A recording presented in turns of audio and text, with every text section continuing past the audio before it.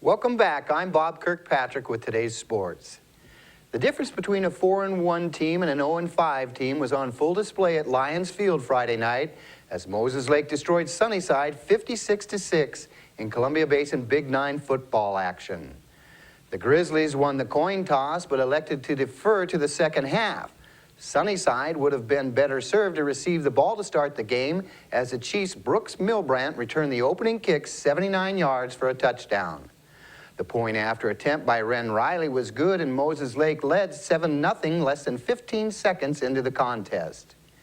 The Chiefs added 2 more scores in the first quarter and 1 in the second to go up 28-0 at the half.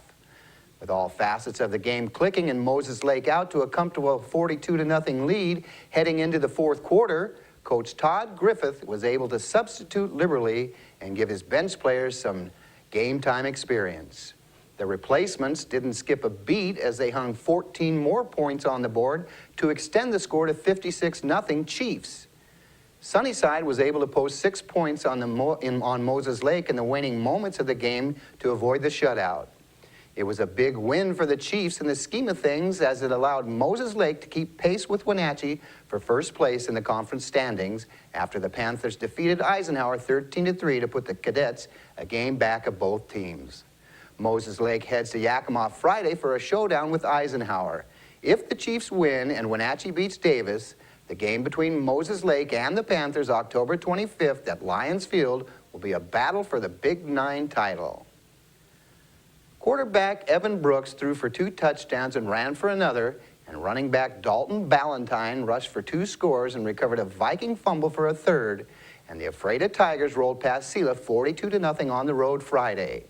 It was a big bounce-back win for Ephrata after dropping a 24-3 game to Othello the week prior. The Tigers scored 3 times in the first 10 minutes of the game to jump out to a 21-0 lead and dealt the hometown Vikings a blow they never recovered from. Ephrata dominated on both sides of the ball as they held Selah to 95 total yards while racking up 489 of its own. The win over the Vikings improved the Tigers at 3-2 in the CWAC standings. Ephrata is back on the gridiron Friday when the team travels to Toppenish for a game with the Wildcats. Waterville went up top 22-14 after the first quarter of action, but it was all Soap Lake after that as the Eagles flew past the Shockers 78-36 on the road in Central Washington 1B football Friday.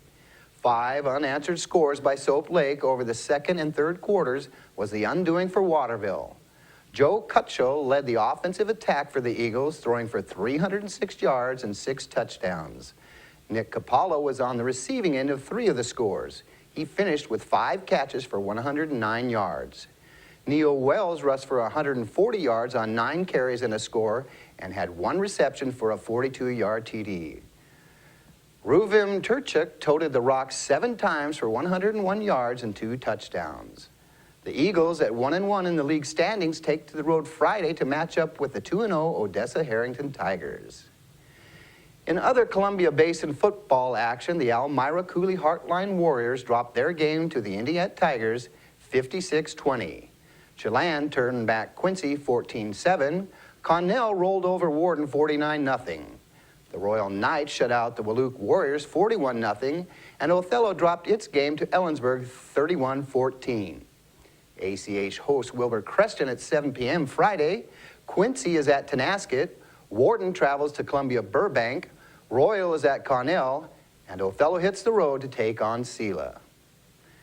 And finally, Marshawn Lynch ran for 2 touchdowns and had 155 all-purpose yards in the Seahawks' 20-13 win over the Tennessee Titans at CenturyLink Field Sunday.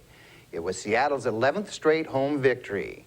Starting middle linebacker Bobby Wagner was inactive for the game after suffering a high right ankle sprain against the Colts last week. Seahawks coach Pete Carroll had said it was unlikely Wagner would make it back for Tennessee. Wagner did not practice all week.